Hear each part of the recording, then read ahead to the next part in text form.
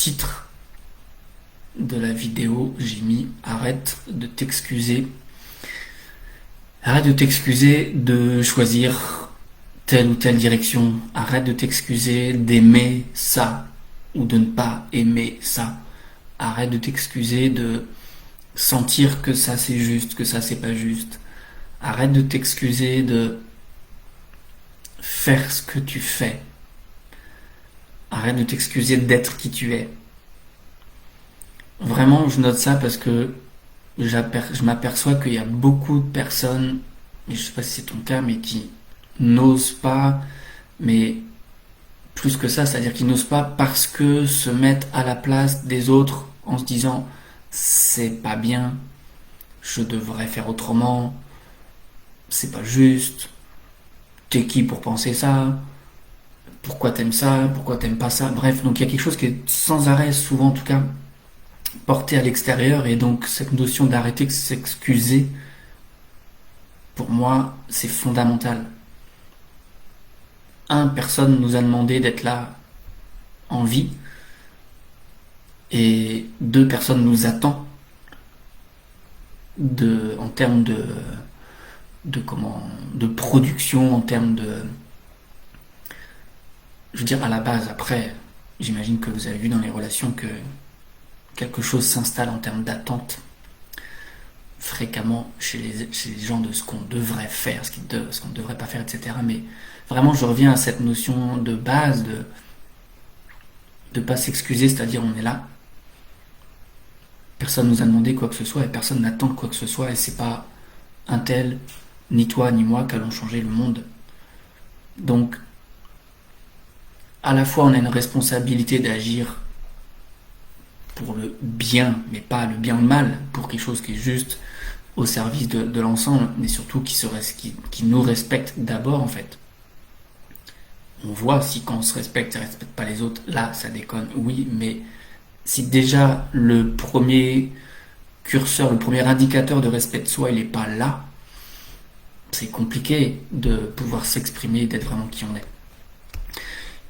Donc vraiment, d'arrêter de s'excuser parce que ça fait pas avancer le schmilblick, de s'excuser, ça limite l'expression de notre potentiel sous couvert de ça sera mal reçu, ou c'est mal reçu, c'est mal perçu, c'est ceci, c'est cela, on n'a pas le droit, etc.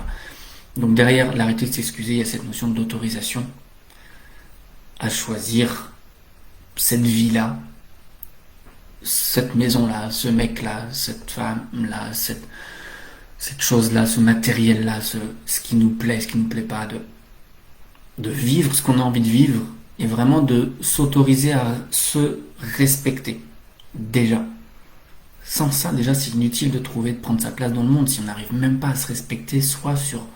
Si déjà il y a de l'auto-jugement, de l'auto-sabotage sur t'as pas le droit, réponds d'abord aux autres, etc. Inutile de pouvoir espérer être heureux en fait. Vraiment être heureux, ça commence entre soi et soi. S'il y a un truc qui n'est pas au clair dans le respect de soi, ça marche pas en fait, dans la durée, par expérience. J'avais envie de partager aussi, dites-moi s'il y a des choses qui résonnent dans ce que je partage, mais j'ai envie de partager aussi cette notion de plaisir justement, qui est très liée justement à... Alors c'est pas quelque chose d'auto-centré, hein. Moi il y a une nuance entre se centrer et s'auto-centrer. Il y a une nuance entre être égoïste et être dans l'égocentrisme. Si on dit que penser à soi c'est être égoïste, bah ok, j'entends, on peut être égoïste, mais c'est pas au détriment de la bonne relation avec les autres. C'est pas au détriment de grandir ensemble. Mais vraiment, cette notion de plaisir, et je vais te partager, j'ai fait, peut-être que vous avez vu, je sais pas, mais j'ai fait un petit post qui partageait de la course que j'ai fait. J'ai fait une course nature ce week-end. J'en ai bien chié. Peu importe les raisons, je vais pas y revenir, mais en tout cas, une grosse raison qui m'a apparu, qui m'a vraiment sauté aux yeux, mais qui vraiment prend beaucoup de place, c'est cette notion de plaisir. S'il n'y a pas, avant de chercher à faire quelque chose, à produire quelque chose, à performer quelque part dans quelque chose, performer au sens produire, Je dis pas bonne ou mauvaise performance, mais c'est juste produire quelque chose. Il y a cette notion de prendre du plaisir sur le chemin. Et ça, pour moi, c'était flagrant. C'est la première fois que je fais une course. J'en fais pas souvent, mais en tout cas, je vais plutôt le dire comme ça. C'est la première fois que je fais du sport avec si peu de plaisir. Peu importe les raisons, mais en tout cas, ça m'a fait contacter ça, goûter ça. Et du coup, ça m'a interpellé sur, ok, pourquoi je fais ça? Il y a deux choses. Il y a pourquoi et pourquoi, en deux mots. Pourquoi, c'est quoi l'intention, c'est quoi l'intérêt, c'est qu'est-ce que je veux là-dedans? Et pourquoi? Au service de quoi? Et ça, pour moi, c'est deux questions fondamentales que je t'invite vraiment à y répondre. Il y a beaucoup de choses qu'on sait souvent en termes de sensations, en termes d'imagination, en termes de ressenti, en termes de... Mais entre le savoir, le sentir, l'imaginer et l'expérience, le vécu et le faire, il y a une marge en fait.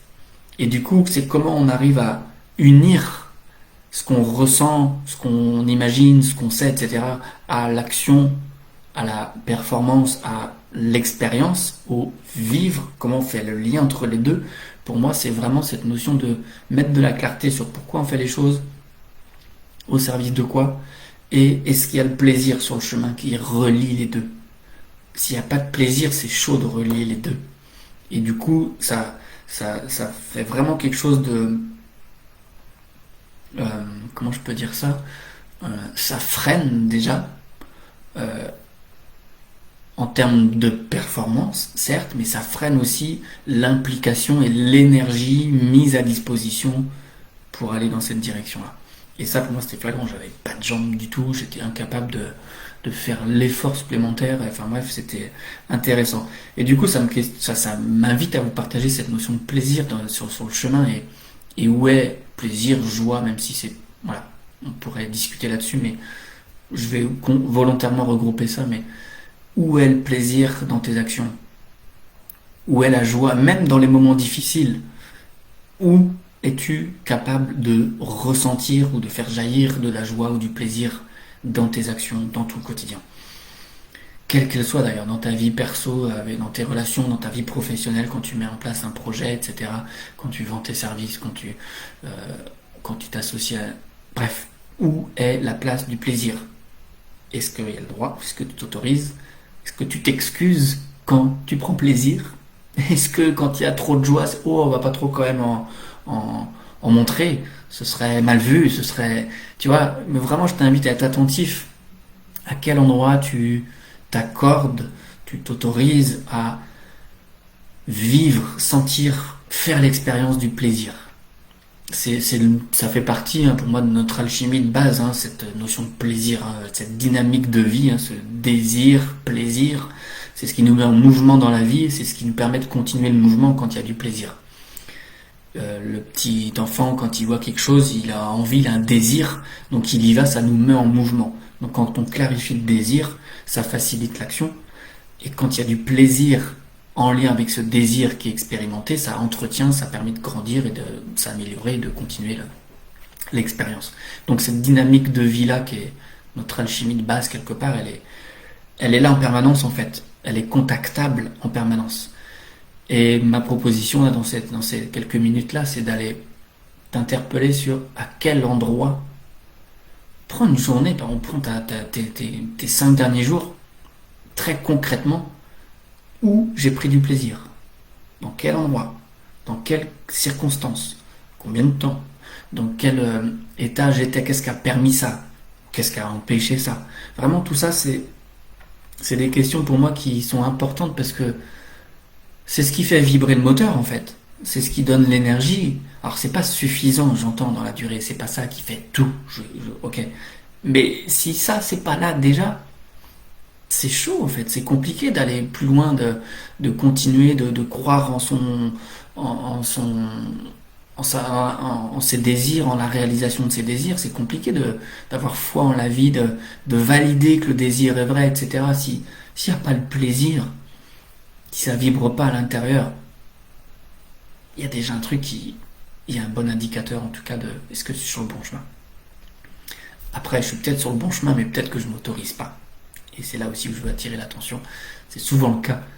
Euh, on est quand même dans une société où il faut faire et il faut avoir plein de choses pour être reconnu, pour être validé entre guillemets, pour avoir une place socialement. Donc du coup, on est quand même assez éduqué et bombardé d'informations pour aller dans ce sens-là. Mais ça marche pas dans la durée. S'il y a quelque chose qui n'est pas nourri à l'intérieur profondément, et cette notion de plaisir, elle est fondamentale, bah, ça marche pas dans la durée.